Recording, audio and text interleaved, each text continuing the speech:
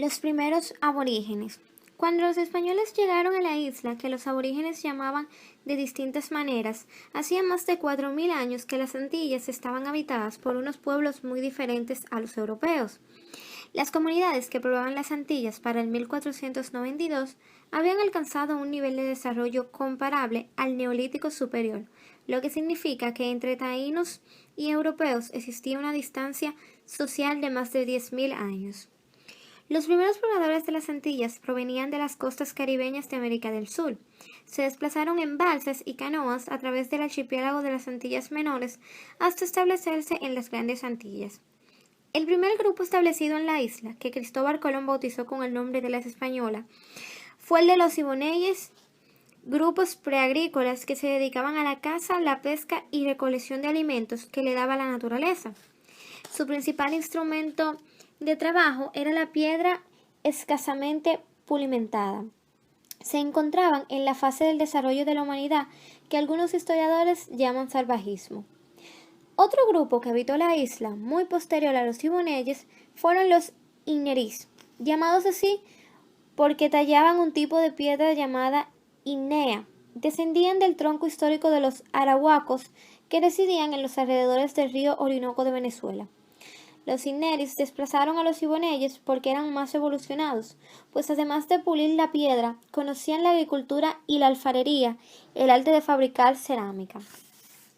Un tercer grupo conocido en la isla fueron los caribes, contemporáneos a los taínos. Los caribes habitaban las Antillas Menores, pero hacían frecuentes incursiones y ataques contra los taínos. Los caribes eran guerreros, expertos navegantes y caníbales.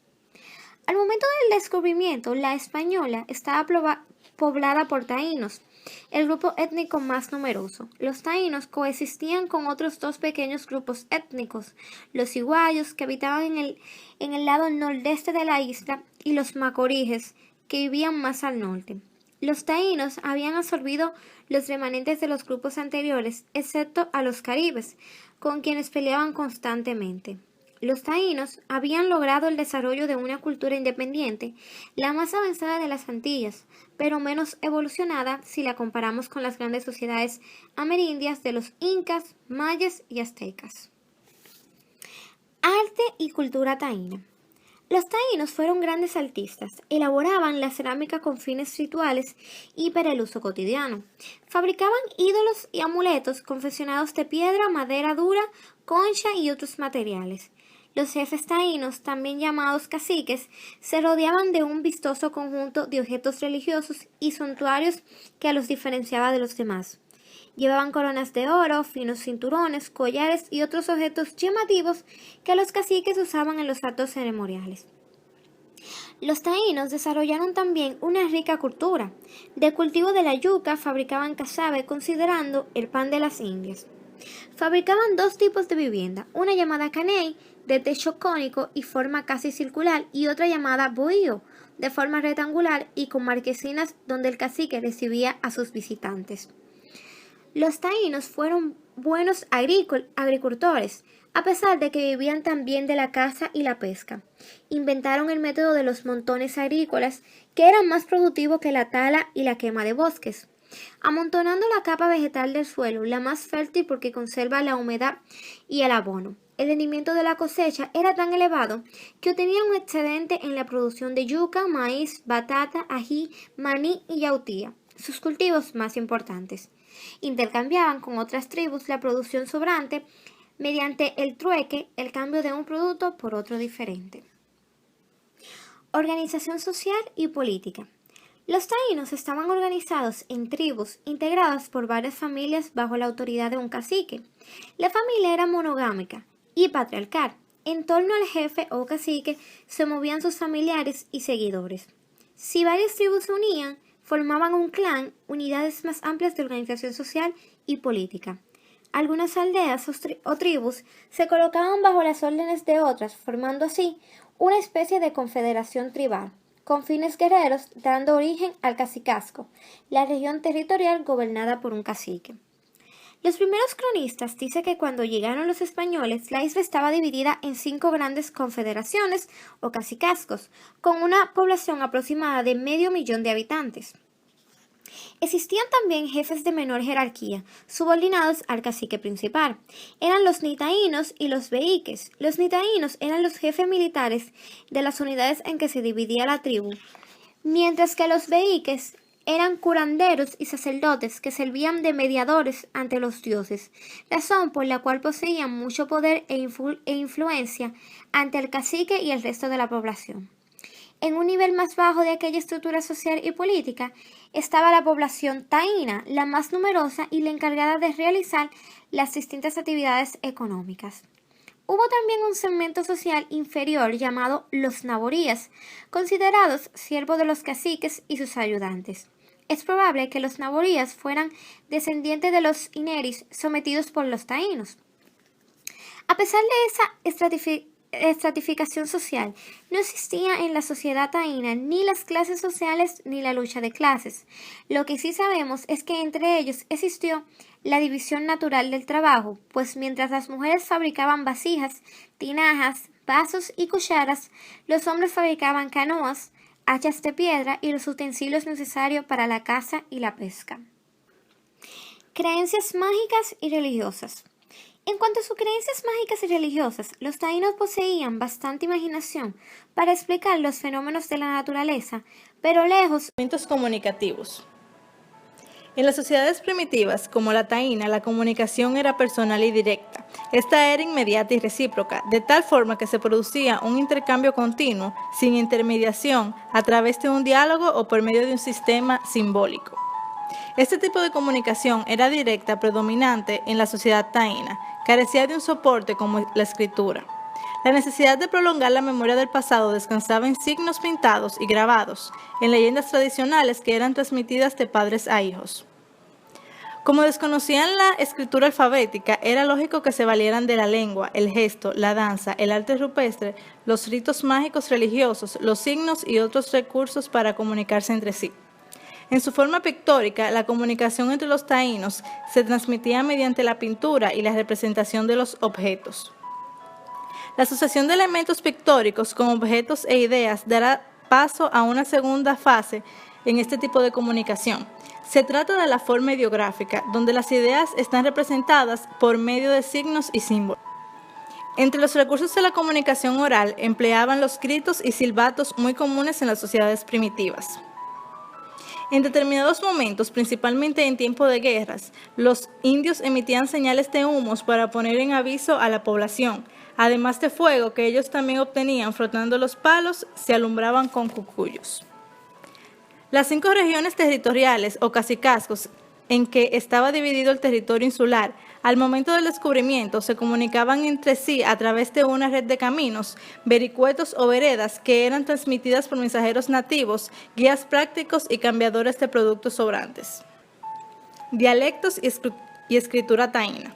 En las poblaciones autóctonas coexistían 3 dialectos, más o menos perfeccionados, aunque la lengua taína que hablaban los aborígenes era la más universal, común a todos los taínes de las Antillas.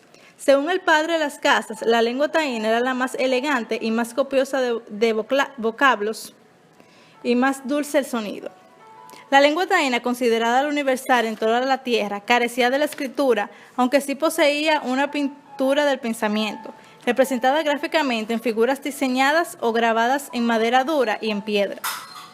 Esas figuras jeroglíficas semejaban a animales, plantas o formas humanas y cualquier otra cosa apta para la expresión del pensamiento, lo que hacía prever el tránsito de la escritura, de las ideas.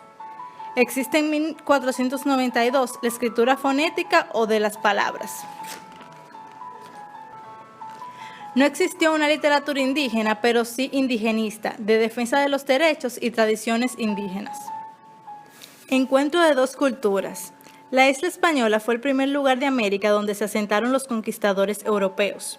El encuentro entre taínos y españoles conllevó un doble fenómeno mediante el cual los recién llegados se aclimataron muy pronto a la ciudad insular, familiarizándose con su geografía, su clima y la forma de vida de los nativos. Los españoles también implantaron su lengua, su religión, sus leyes y sus instituciones políticas y militares.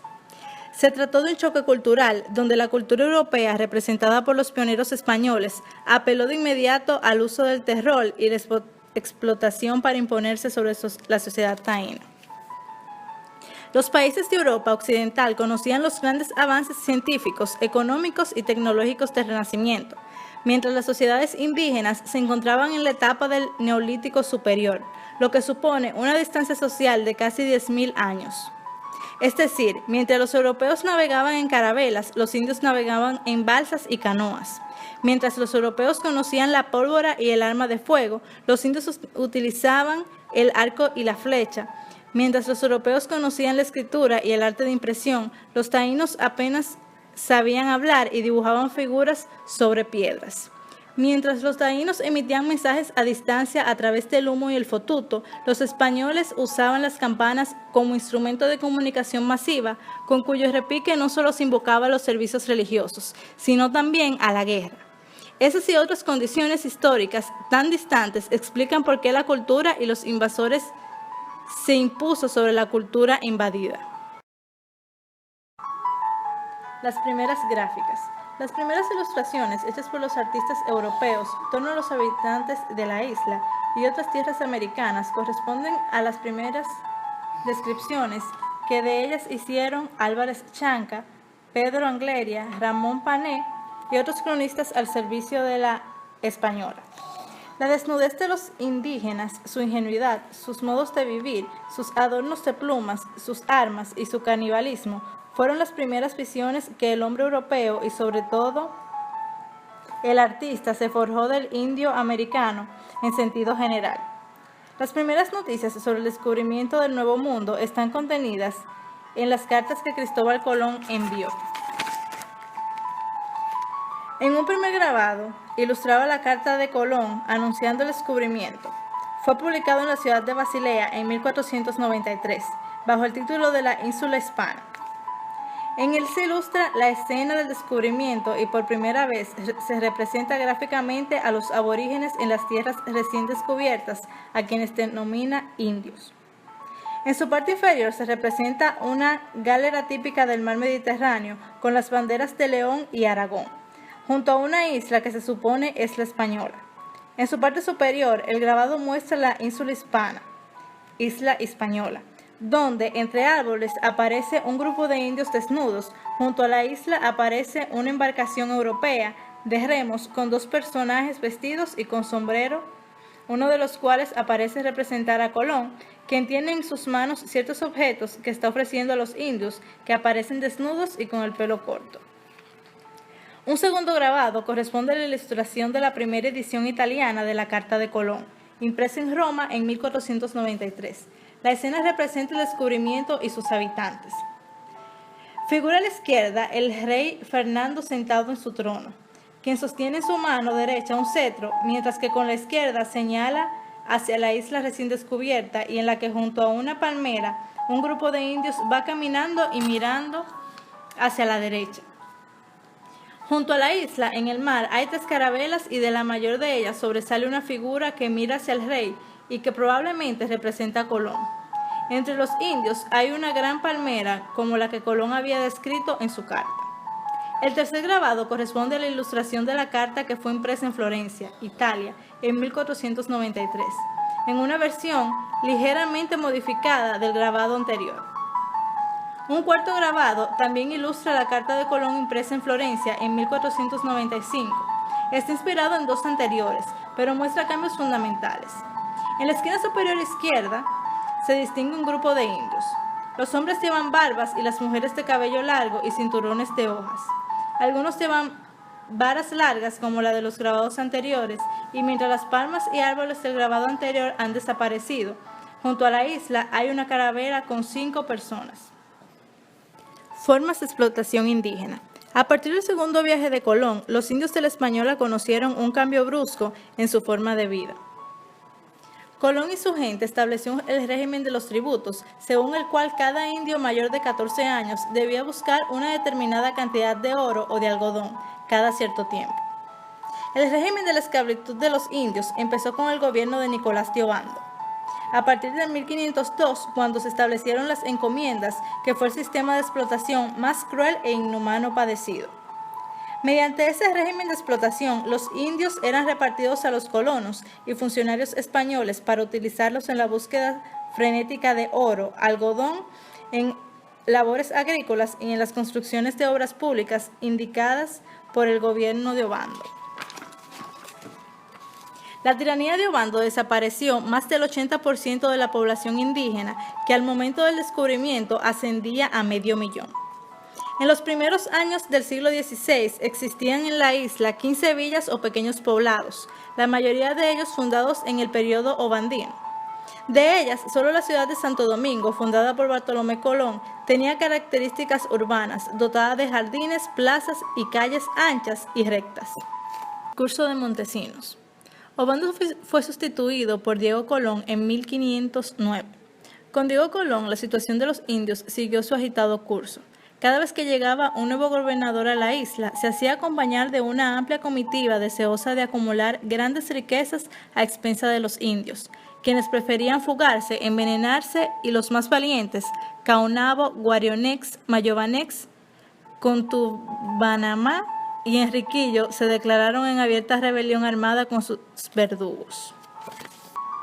Debido a que la extinción de los indios no se detuvo durante el gobierno de Diego Colón, la voz de protesta y denuncia surgió de una orden de religiosos que había llegado a la isla en septiembre de 1510.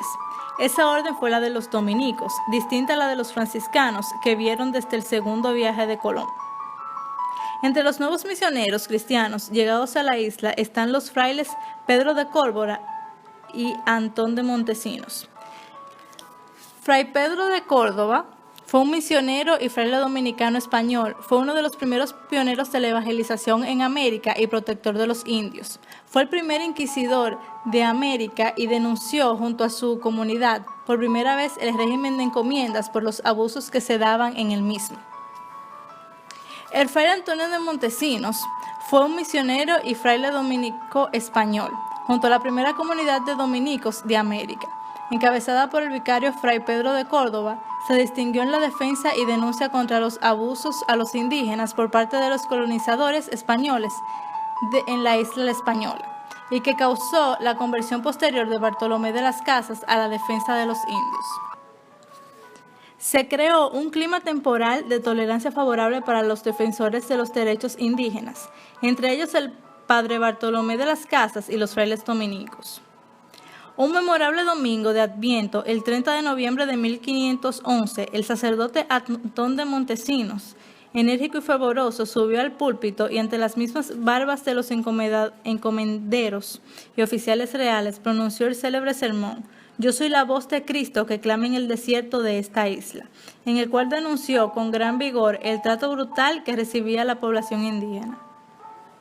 Ante la protesta del virrey Diego Colón y demás personajes de la colonia que exigieron luego una retractación, Montesinos subió de nuevo a la tribuna sagrada y una semana después pronunció el segundo sermón. Repetiré desde el principio mi saber y probaré que mis palabras son verdaderas. Montesinos combatió en ambas ocasiones los repartimientos de indios, considerándolos ilícitos e inmorales, y los clasificó de crueldad y tiranía encubierta y verdadera servidumbre que contravenía todas las leyes divinas y humanas. Enfrentando con valentía la ira de los explotadores y hablando a nombre de su comunidad, el orador dominico les dirigió las palabras como estas: ¿Con qué autoridad habéis hecho tan detestables guerras a estas gentes que estaban en sus casas y tierras mansas y pacíficas? Las ideas difundidas por Montesinos representan la primera declaración americana sobre la libertad de los habitantes autóctonos de estas tierras. Censura a los dominicos. La voz de Montesinos retumbó en España. Cartas e informes llegaban por montones a manos del rey Fernando, denunciando el humanismo cristiano de los dominicos y su vocero, quien luego sería acusado por el monarca de predicar escandalosamente. El rey ordenó que se silenciara la voz de Montesinos y las de los dominicos, a quienes amenazó con el destierro en caso de persistir. La orden del rey, contenida en la carta del gobernador Diego Colón y fechada en la ciudad de Burgos el 12 de marzo de 1512, establecía la censura para los dominicos, quienes no deben hablar en púlpito ni fuera de él, en esta materia ni en otra semejante, ni en público ni en secreto. A pesar de la censura, los discursos de Montesinos no solo motivaron al monarca español a dictar sus famosas leyes de Indias, sino que hasta el Papa de la época, con sede en Roma, se pronunció a favor del derecho de gentes. Así llamaban a los derechos de los aborígenes en América. La labor catequista de difusión del Evangelio en la española se inició desde el segundo viaje de Colón, cuando vinieron 12 frailes, y fue apresurada en los años en los que la población taína había sido exterminada casi por completo.